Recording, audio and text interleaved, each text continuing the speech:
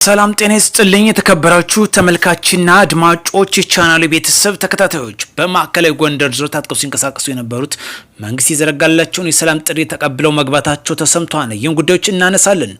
ኢትዮጵያ ከአዘርባይጃን ጋር የተፈራረመችው የጦር መሳሪያ መገበያየት ተግባራዊ እንደሚሆን ተገልጿል። ይህንም አብረን የምንመለከተው መረጃችን ነው። አብራችሁ ትቆዩ ዘንድ በአክብሮት እየጠየቅን በጎንደር ከተማ አካባቢ አንቃሻ በተባለ ቦታ ታጥቀው ሲንቀሳቀሱ የነበሩ የፋኖ ታጣቂዎች በተለይ ለ10ኛ እዝ ክፍለ ጦር እጃቸውን በሰላማዊ መንገድ መስጠታቸው ተገልጿል።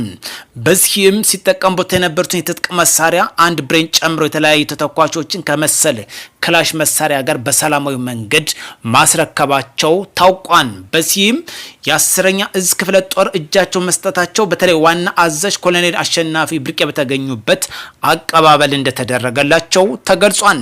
ሚያዝያ 5 2018 ዓመተ ምህረት ዛሬ ከሰዓት በጎንደር ታጥቀው ሲንቀሳቀሱ የነበሩ ወንድሞች መንግስት የዘረጋላቸውን ሰላም ጥሪ እስከነሙሉ ትጥቃቸው ተቀብለው መግባታቸው ነው የታወቀው። ይህን መሰል ድርጊት ሌሎችም እንዲቀላቀሉ ጥሪ ተቀርቦላቸዋል። በጦርነት የሚፈታ አለመኖር ነው እየተገለጸ የሚገኘው። ሁሉም ነገር የሚፈታው በንግግር በድርድር ነው። ከአሜሪካን በይዞ የተሰማ መረጃ ማለሱን ጉዳዮች እንዳስሳለን። በተለይ የኢራንን የባህር ኃይል የማጠር ዘመቻ እንቅስቃሴ መግባቷ ተከትሎ ቻይናም የጦር መሳሪያ እንደምታቀርብ እየተገለጸ ይገኛል። እነዚህንም አብሬ ማስደሳች ይሆናል። ከዛ በፊት ግን አዘርባይጃንና ኢትዮጵያ ወታደር ዘርፍ የተፈራረሙት ስምምነት ወደ ተግባር ለማስገባት ወደ አዘርባይጃን የህዝብ ተወካዮች ምክር ቤት እንዲጸድቅ መላኩ ታውቋል። የዓለም አቀፍ ላይ ወታደር ዘርፍ ስመጥርና ገናና የሆነችው አዘርባይጃን ከኢትዮጵያ ጋር በዘመናዊ የጦር ሰራዊት ግንባታ ዘርፍ አብሮ ለመስራት መስማማቷ ይታወቃል። አክላም ለኢትዮጵያ ተግባራዊ እንደምታደርግ ገልጻለች። በዚህም የጦር መሳሪያው ተግባራዊ እንደሚሆን የአዘርባይጃን የጠቅላይ ጦር መሳሪያ ሽያጭና ገዢ ሚኒስትር እንዳወጣው መረጃ መሰረት ያመላክታል። ኢትዮጵያ ህዝብ በፊት ጠቅላይ ሚኒስትር ዶክተር አብይ ወደዚህ ማቅናታቸው ይታወሳል። በዚህም በዚህ ጉዳዮች ተስማምተውና ተፈራርመው እንደነበር አዘርባይጃን ደግሞ ይህን ተግባራዊ እንደምታደርግ አክላ ገልጻለች። ከዚህ በፊትም የተለያዩ ተተኳሽ መሳሪያዎች ከዚህ ኢትዮጵያ እየገዛች ወደ አገሯ ማስገባቱ ይታወቃል። አሁን በድጋሚ ይህን ጉዳዮች ይፋ አድርጋለች ማለት ነው። ቻይና በቀጥታ ተሳታፊ በመሆን የኃይል ሚዛን የሚቀይረውን አዲሱ ወታደር ግንባር ለማደራጅ ያለመ ይመስላል። ከደቂቃዎች በፊት ባወጣው የአሜሪካ የደህንነት መረጃ መሰረት ቻይና ለኢራን እጅግ ዘመናዊ የሆኑ የጦር መሳሪያዎችን ለመላክ ዝግጅቷን ማጠናቀቋ ተሰምቷል። ይህ ወታደር ዝውውር በዋሽንግተንና በተባበሩት ዘንድ ከፍተኛ ድንጋጤ የፈጠረ ሲሆን በቀጠናው ሊቀሰቀስ የሚችለው አዲሱ ውጥረት መንስኤ እንደሚሆንም ተገልጿል።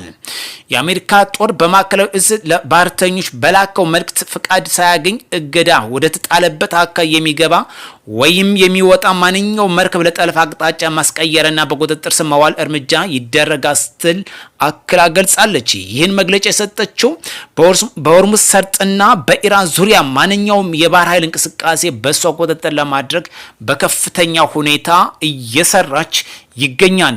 ይህ ውጥረት ዓለምን በከፍተኛ ሁኔታ እየሳበ ይገኛል።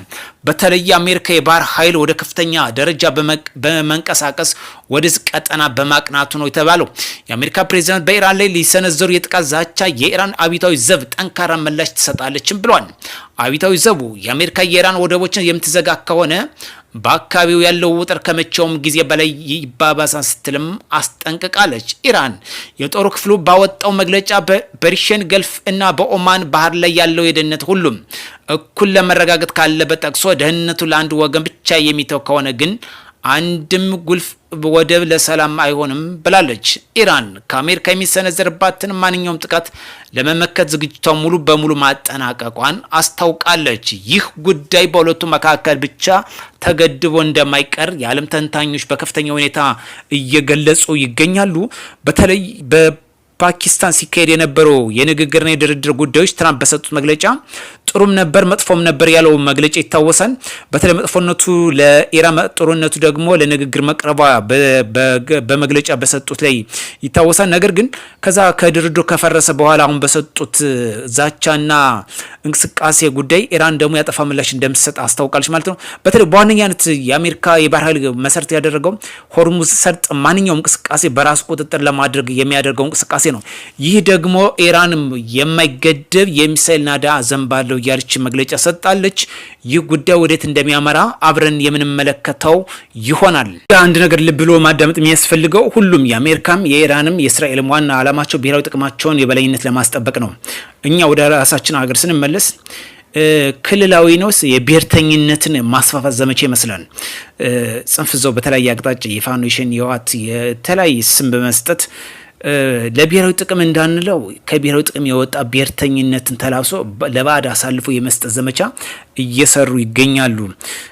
በዛሬው እንግዲህ መንግስት ይዘረጋልሽ ሰላም ጥሪ የተቀበሉ ወንድሞቻችን ለዚህ የማይረባ የጽንፍ ዞ የሚንቀሳቀስ የማይጠቅም በሆኑም በመረዳት በሰላማዊ መንገድ ወደ ሰላም ፊታቸውን አዙሯን እናመሰግናለን። ወደ ራሳችን ጉዳይ ብንመለከትበት እነዚህ ዓለም ሀገራት ዋነኛ ብሔራዊ ጥቅማቸው ለማስከበር ነው። በራሳቸው ሀገር ብሔር የሚባል የጠፋበት እኛ ደግሞ እንደ አዲስ ብሔርን እየወለድነ ራስ በራሳችን ለመበተን የሚሰራ የጽንፍ እንቅስቃሴ ከመቼውም ጊዜ በላይ ኋላ ቀርነታችን የሚገልጽ ጉዳይ ነው። እንሰልጥን፣ አብረን እንስራ፣ ሰላማችን እናስጠብቅ፣ አብረን እንደግ። ጦርነት ለማንም አይጠቅምም። በየትኛውም ዓለም የሚያልቀው በንግግር በድርድር ነው። አሜሪካንም ኢራንም ይተማመናሉ፣ ያምናሉ። ነገር ግን ቅድሚያ ከሚሰጡ አንድ ነገር የብሔራዊ ጥቅማቸው ነው። ብሔራዊ ጥቅማቸው የሚነካ ከሆነ ድርድሩን አይቀበሉም። እኛም ወደ ራሳችን ስንመጣ ለምሳሌ ለአማራ የብሔራዊ ጥቅም የሚታገሉ የሚሉት በፊት የወልቃይት የራያ የምናምን የሚባል ነበር። ዛሬ ተረስቷል።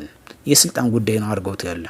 የብሔራዊ ጥቅም ቢባል ለዜጎች የብሔራዊ ጥቅም ቅድሚያ ቢሰጡ መንግስት የዘረጋውን የሰላም ንግግርና ድርድር ይቀበሉ ነበር። ስለዚህ ውድ የቻናል ቢሱ ተከታታዮች ለሰላም ቅድሚያ እንስጥ። ጦርነት አይጠቅም፣ ኋላ ቀርነት ነው። የጊዜ ጉዳይ እንጂ እየቆየ ወደ ሰላም የማይመጣበት ጉዳይ ምንም የለም። በርካታ ለውጦች አሁን እየመጣበት ጉዳይ ነው። ዘረፋውን ያው እያዘረፉት ነው። ነገር ግን ማህበረሰቡ በግልጽ እየተረዳቸው ስለመጣ ወደ ሰላም ሁሉም የሚዞርበት ጊዜ ሩቅ አይደለም።